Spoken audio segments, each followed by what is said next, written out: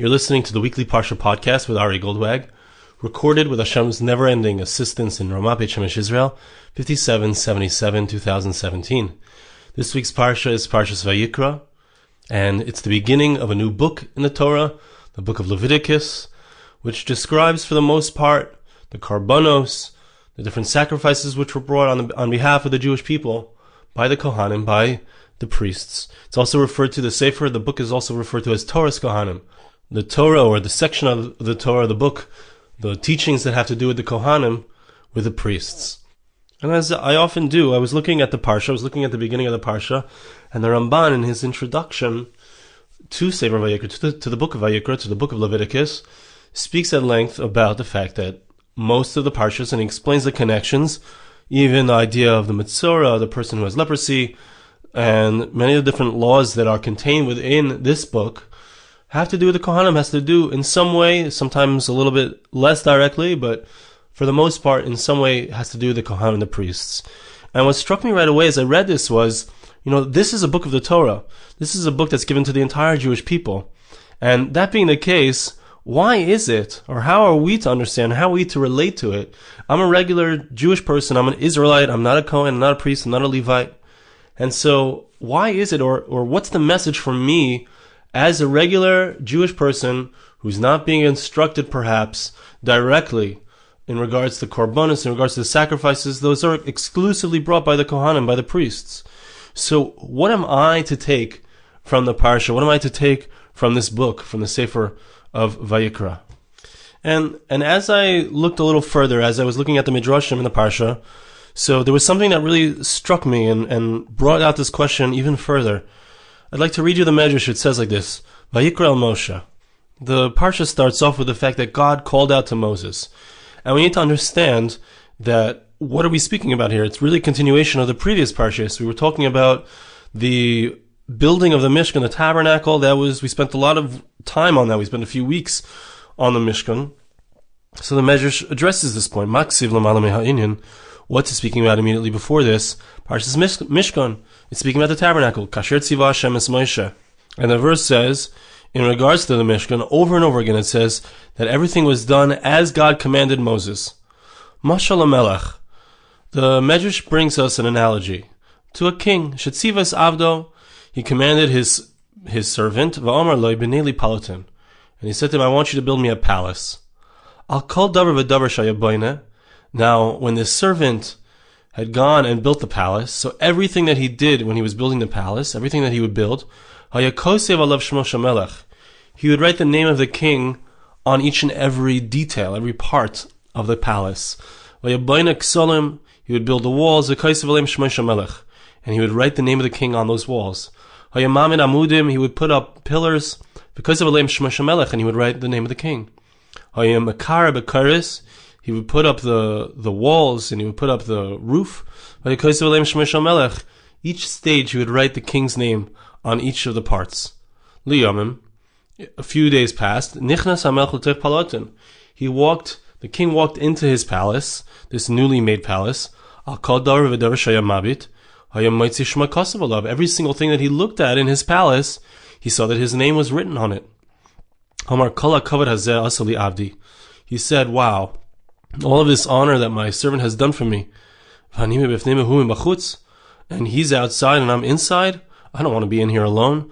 I want to give respect and honor and appreciation to my servant who did all of this amazing work, and he put my name everywhere. Please call him, bring him, I want him to come and be with me inside of here. I want the builder to be here as well. Kach, says the midrash in the same way, when God said to Moses, Aseli Mishkan, make a tabernacle for me. Every single thing that he did, Moshe Rabbeinu wrote, that he did it as he was commanded by God. So he placed God's name onto it. It was very clear that every single aspect of this Mishkan, of the tabernacle, was divinely ordained, divinely attributed. So God says to Moses, I see that Moses has done all of this honor for me. He's given me the credit. He's made it clear that it all came from me. My name is written on every single aspect here. And and he is outside and I'm inside, I want to call him so that he should come inside. That's why the verse says that God called to Moses. So we see here that Moshe Rabbeinu, because of his special relationship with Hashem, because of his special acknowledgement of Hashem in the building of the Mishkan, of the tabernacle, so he is called in lifnai v'lifnim to hear the voice of God, to be able to converse with God, and God will speak to him. And so when I read this, the thing that stood out for me and the question that comes up for me, which is also related actually to what we spoke about last week and the week before, is that we see that there's a person, his name is Moshe Rabbeinu in this context. Last 2 weeks the context was about Bitzalel, that individual who had a special ability to fashion the different parts of the Mishkan. But we see that there's a special individual who has a unique relationship with Hashem, and Hashem manifests uniquely in him, uniquely in his life. And as I read this, I ask the same question that we asked before. This is a beautiful thing. It's nice to know about Moshe Rabbeinu, that he had a special relationship with Hashem. But how does that help me? Here I am, 3,300 years later, reading this amazing midrash, reading these amazing lessons, trying to understand how does this apply to me. This is Moshe Rabbeinu. He was amazing. He was transcendent. He was a prophet. He heard God's voice. But how does this apply to me, or what can I take out of this? Maybe that's somebody like him. He had a relationship with God. He was kasher tziv Hashem. He was able to write on everything that he did, on all of the parts of the Mishkan. He was able to write God's name, so to speak, in regards to each of those aspects. And therefore, Hashem called him in, lifnai v'lifnim. How does that apply to me? Is that something that I can have access to? Or is this only for individuals? Is this only for special people, like a Moshe Rabbeinu? Or in the case of Bitzalel, so he was a unique and unbelievable special individual. He had amazing talents. And so he was filled with God's wisdom. But how does that apply to me? I'm not so talented. I'm not such an artist. I don't have the ability to make beautiful vessels for a Mishkan, for a tabernacle. I mean, if you think about Bitzalel, I was thinking about it. It's amazing also in the Beis HaMikdash, the third temple that, God willing, will be built soon. They're going to bring back that ark, the original Ark of the Covenant, which was fashioned by Bitzalel. Bitzalel stays with us forever. His work is with us forever. Amazing thing. And is that something that we all have access to? Or is that only for individuals? And if that's the case, if it's only for individuals, then I want to understand. So what is the teaching for me? Because it's nice that there are special people out there, but that's kind of like, okay, that's for them. What about me?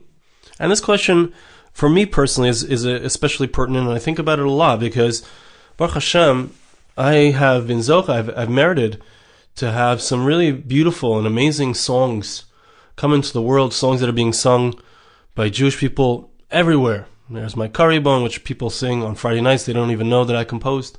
There's Yesh Tikva, which I wrote for another singer named Benny Friedman. There's my song Am Echad, which many of you may know that I sing. And there's a new song, Ivri Anochi. There's, Baruch Hashem, I've had opportunities that I could be a craftsman, so to speak, through whom God would send something that He wants His people to be able to sing, to be able to hear a message, something to give them chizik, to strengthen them. And all the time I hear songs. People send me songs, people who are more well-known, people who have songs that have become well-known, and people who are not well-known. People send me songs. I hear a lot of songs. And I always wonder, it's like, there's so many songs out there. There's so many people who are making up songs. So many people have songs. But not everyone merits to have their song become well-known, to be sung by many people. It's an amazing merit. It's amazing schus. And so this question is like really important for me to understand. And perhaps you can share in this question with me. What is the pshat, or what's the understanding? How are we to relate to the fact that there are some individuals who have more of an impact, or have the opportunity seemingly to have more of an impact, and there are some individuals who don't have that level of impact? But even looking at myself, looking at my own songs, I have hundreds of songs, and only a select few of those songs become very popular and well known. And even if we look at the life of a Bitzalel, how long did he actually spend using his talent and creating something that would last forever? It was for a very small period of time, during the time of the creation of the vessels of the Mishkan. After that, what happened? How did he use his talents in the service of Hashem? Do we have any remnant of that? No, we don't. But so you see that there are even within the people who they themselves have amazing talent, and they themselves manifest Hashem in a way that's eternal. So even they have a limited impact. It's not all of their actions that are going to be able to do that. There are parts of them, so to speak, that are also just simple and they don't have that deep, lasting impression, that lasting effect. And so even within the individual who, let's say, does have a great impact, that person needs to be able to understand how are they to approach the rest of the time, the rest of their songs, the rest of the things that they do that don't have that great impact. So the first thought that I'd like to share with you is connected to the next verse, the next pasuk.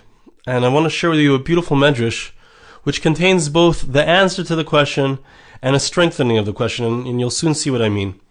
The next verse, the next pasuk, says chapter 1 verse 2, it says, Daber al bnei Yisrael va'amarta aleim adum ki yakum mikem korban Hashem. That the verse says, Hashem calls to Moshe, called out to Moses, and he says to him, I want you to come and I want to talk to you. Lifnai v'lifnim, as we said before. But what do I want you to do? What's the message for you? The message for you is not really a message for you. It's really a message for the children of Israel. I want you to speak to the children of Israel, and I want you to say to them that when you bring a korban, ki adam ki yakrav mikem, when you bring from yourselves a sacrifice, korban Hashem, it's going to be a sacrifice to God. Now, the midrash says something very interesting, which needs explanation. Zesh amar akasuv. This is what the verse means. Havein yakir li Ephraim. The verse in Jeremiah chapter 31, verse 19, speaks about the precious child of God. It refers to the Jewish people with the interesting name of Ephraim. Ephraim was the son of Yosef. He was one of the 13 tribes or 12 tribes. And the 10 tribes, the Jewish people have been split up into two different sections. We had the 10 tribes of the north, we had the 2 tribes in the south. And Ephraim represented, he was the leader. Yeravim ben Nevat was the first king of the 10 tribes, and he was from Ephraim, and he potentially could have been Mashiach ben Yosef. He was a failed Mashiach ben Yosef, but that's a conversation for another time. Actually, you can see about Mashiach ben Yosef in my Sefer, Perfectly Imperfect. But, so Ephraim refers to the Jewish people. Haben Yaakov Ephraim. The Jewish people are referred to as Ephraim and as a precious child. As a precious child. So what is the idea of this precious child? So the first piece in the midrash, which I'm not going to get into, speaks about it at length. But the second piece, which I want to focus on, is like this. Haben Yaakov B'chol makom shenemar li. Midrash says, whenever it says that this is mine, Hashem refers to something as his. Is there anyone that's more precious to me than my child Ephraim, my child, the Jewish people? So to me, God says that this is my child. Anytime you see that it's his, God refers to it as his, Eina zaz la'olam. So that never changes forever. It's something that doesn't change in this world and not in the next world. And the Midrash gives a number of different examples. Very interesting, important examples. By Kohanim, in regards to the priests, it says, this is in Exodus chapter 40, verse 15, V'chihanu li, they shall be priests unto me. By Levim ksiv, in regards to the Levites, it says, V'hoyu li halavim. This is in Numbers chapter 8, verse 14. The Levites will be to me, they shall be mine. Yisrael ksiv, in regards to the Jewish people, it says, Ki li b'nei Israel, the children of Israel are mine. And it goes through a number of different examples of this, including the Truma, the concept of Truma, the concept of Bechiris, the firstborn, the concept of the Sanhedrin, the concept of the land of Israel, the concept of Jerusalem, the Malchus Beis David, the kingship of the house of David, in regards to the temple, V'asali Mikdash. Instead, it goes through all of these different examples. And the Midrash finishes off and says, Habachol makim shenemar li, einei zaz lo'olam hazeh, v'lo lo'olam haba. Anytime where it says, God says that this is mine, anything that belongs to God, so to speak, it means that just like God is forever, so too that thing is forever. It never changes. The love for that thing doesn't move, not in this world and not in the next world. So in some way, the Kohanim, the priests, are chosen. They're taken to God. They're God's love for them lasts forever. The Levites, that love lasts forever. The Israelites, the Jewish people, that love lasts forever. Land of Israel, Jerusalem, there's some special relationship that God has with each of these things. Now I want to understand, what is the idea of this specialness? What is the idea of this yikirus, of this preciousness? God says the Jewish people is precious. The Kohanim, the priests, are precious. The Levites are precious. They are precious unto me. They are mine. What is the idea? And I think that the question that I asked was, how am I to relate to the fact that there's a special person like a Moshe? How does that relate to me? That's Moshe. He's the one who's called Lifnai V'Lifnim. He's the one who merits. I remember hearing a story that at the siyum of the Daf Hayomi, at the siyum, 7.5 years, many people were involved in learning a daf, a folio of Talmud every single day. And at the end of those 7.5 years, they made a big siyum. Thousands upon thousands of people, tens of thousands of people attended this great event celebrating the completion of the Daf Hayomi. And at the same time as that happened, there was a great gadol b'Yisrael, a great sage who had passed away. And one of the speakers who spoke at the siyum started to talk about this great gadol, started to speak about this great Talmudic scholar. And there were some people who were at the siyum who were upset. They felt bad because they felt like the celebration of the siyum is a celebration of the regular person, who has the ability to learn a daf a day. He doesn't have, he goes out to work. He doesn't have the ability to spend all of his time studying Talmud or studying the law of Hashem, of God. And so they felt upset. Like, this is not the place. This is a celebration of our accomplishment. This is a celebration of our level of learning. And they felt like it wasn't appropriate to be speaking about somebody who passed away whose accomplishments were on a different plane than those who were celebrating there. And so this is really the same question. Moshe Rabbeinu, he's on a different plane. How am I to relate to that? Or what is it supposed to teach me? And what struck me as I read this midrash is it's what was communicated to Moshe Rabbeinu. What's the celebration of the fact for me, for the regular person who doesn't necessarily have access, lifnim, I can't go inside. What's the celebration for me of his celebration of being able to come lifnim? And to me it's very clear the answer is, what did Hashem say to Moshe when he came inside? It wasn't even about Moshe. God didn't say to Moshe, I love you. I want you to come close to me. Here's what I want you to do for me. God said, Moshe, called to Moshe, he said, come lifnim, which is an acknowledgement in and of itself of the good things that Moshe did. But the first thing he says is, Daber al bnei Yisrael v'amarta lehem. I want you, because of who you are, because of the great person you are, I need you to speak to the Jewish people so that they can come close to me. Daber al bnei Yisrael v'amarta lehem, Adam ki yakriv mikem korban Hashem. When you shall bring close to me, somebody, the Jewish people, they want to get close too. They don't have the kind of access that you have. They can't come in lifnai v'lifnim. And even the access that you have, what's it for? It's only to facilitate the Jewish people so that they can have access to me. I said, we read this book, Leviticus. The Ramban says it's really talking to the priests. It's talking to the Kohanim. What does that have to do with me? And the answer is, what is the purpose of the Kohanim? What is their job? It's not about them. It's about me. Their entire job is to facilitate God's relationship with me. And when we look at the individuals, or the aspects that are precious and special to God, what we are really looking at is, we're looking at the places or the people that have a special ability to serve as a conduit for the broader world to be able to have a relationship with God. The Kohanim are the first on the list of things that are precious to God. The Kohanim, as we said, serve to connect God to the Jewish people. We have the Levites who also do that. We have the Israelites, the Jewish people themselves, who are like the priests of the world. Attempt to li mamlechas Kohanim v'goy kadosh. The Jewish people are priests to the world. We are the ones who bring the awareness of God into the world. We are precious to God because we manifest God in the world. We're the ones who make God available for the entire world. Jerusalem is the center of that. Eretz Yisrael, the land of Israel, is the center of that. The Beis HaMikdash, the temple, is the center of that. So each of these aspects are called that they belong to God, because anything that belongs to God is the place where God manifests. And that opens the possibility for a relationship with God. And it's important to understand at this point that having a true relationship with God, a person has to pay a very big price. It's an amazingly difficult level to uphold, to stay in a deep and close relationship with Hashem.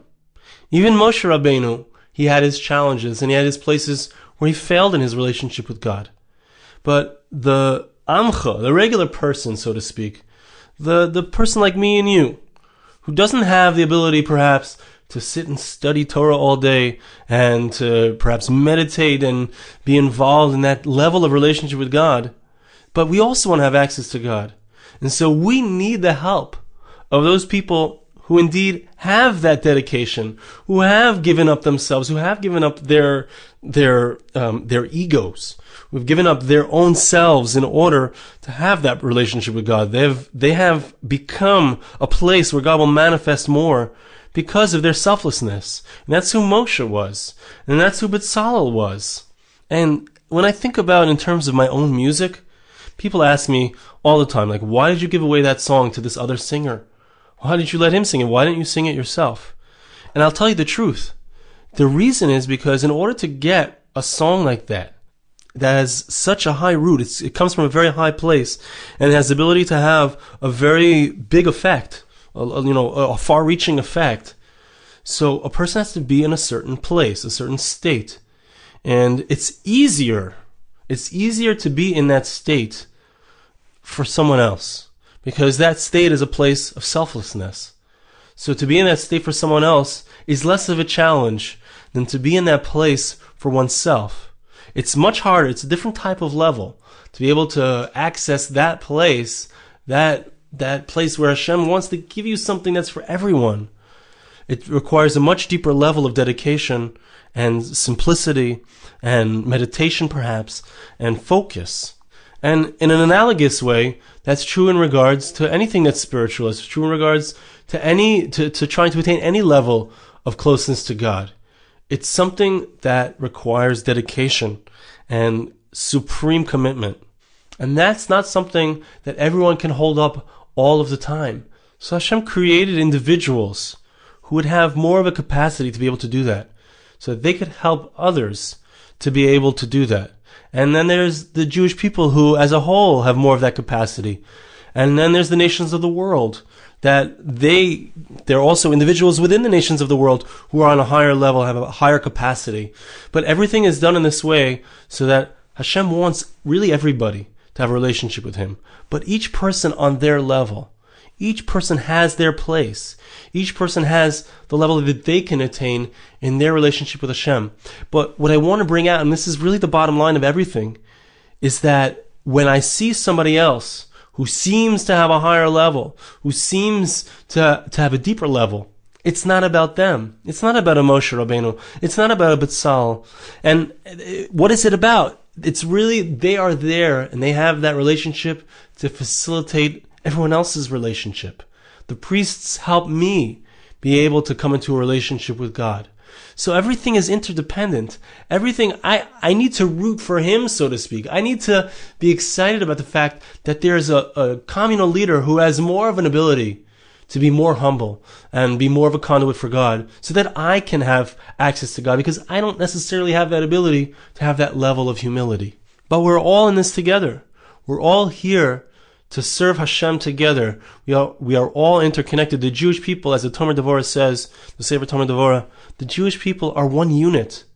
We are all one soul. We're all connected to each other. And we need to help each other to be able to access that relationship with Hashem. So when we read about the fact that Hashem chose Moshe, because of the fact that Moshe was able to recognize in everything that he did, that it was God who was behind it all, I need to see in that, hey, that's a level I can't attain perhaps on the level of Moshe, but I can attain the level on the level of Ari. I can do it at my level. I can say, how can I dedicate this to Hashem? How can I infuse godliness into all of my actions, into all of my words, into all of my interactions? How can I try on my level to be like Moshe, to imitate what Moshe Rabbeinu did so that I can access God in my life? How can I be like the Kohanim? How can I learn from what Hashem commanded the Kohanim to do to facilitate the relationship of the Jewish people with God? How can I do similar things to facilitate the relationships of others with God? And to the level and to the degree that I am able to place myself into that place where God is the center of my life, where the focus is serving God and helping others serve God, to that degree I'm going to be able to help others, to facilitate others, and indeed to affect all of those around me. But this is not something that's only for individuals. This is not something that's only for Kohanim. It's not something that's only for Yisraelim. It's for anyone. Anyone has the ability to act as a facilitator, and that's the message of our parshios. That's the message that I can take home as a regular Israelite, as a regular Yisrael, reading about the Kohanim and what they did, and about Moshe Rabbeinu and his relationship with God. I can also do that. I can also see that that great person is there to facilitate and help me, and I can also try to emulate him, see how I can help others, and recognize that everything, every little thing, every human being, every person is special and important and is interconnected in this great soul of the Jewish people and of mankind. So I want to bless you, and please bless me. Hashem should help us to appreciate the greatness of a Moshe Rabbeinu, the greatness of the priests, the opportunities that they had. Hashem should help us to see how they're there to help us. Hashem should help us to be able to recognize how we can also do the same thing, help ourselves and help others, and ultimately we all will be able to have a true relationship with Hashem. Thank you so much for listening. Have a wonderful Shabbos. This podcast was made possible through the gracious donations of listeners like you. For more podcasts like this, please visit www.arigoldwag.com or search on iTunes Ari Goldwag.